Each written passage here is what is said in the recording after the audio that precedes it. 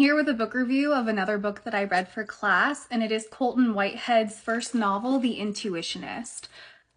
So good.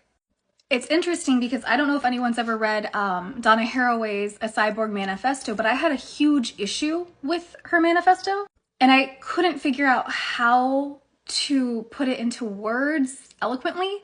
And it seems like maybe I was the only one who had an issue with it in my class. But after reading this, I now understand what it is that bothered me about her manifesto. So I'm going to do an analysis on that. But to keep this a general book review, this follows the story of Lila May in a historical fantasy version of our world, probably circa 1940s, 1950s. She's a Black woman, and she is the first Black woman elevator inspector.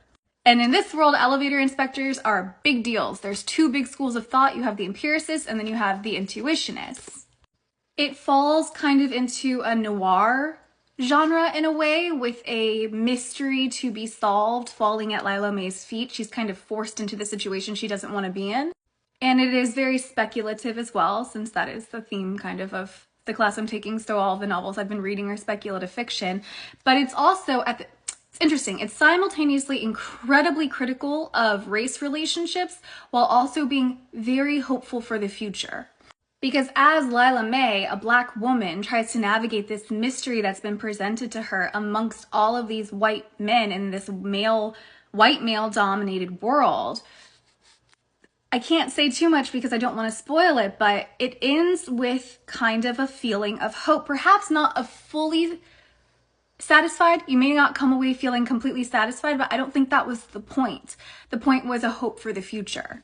One of my classmates is doing her big research paper on uniforms and clothing in this novel, because there's a lot to be said about that in regards to race, class, and gender. So should you pick this up, I hope you pay attention to that, because I hadn't till she mentioned it, and wow, her paper is going to be really cool.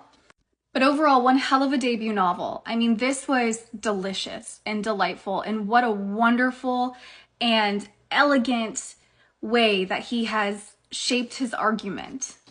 And also, I had done a review of The Crying of Lot 49. I would recommend that you read that first and then read this, because in a way, this feels like these two books are having a conversation.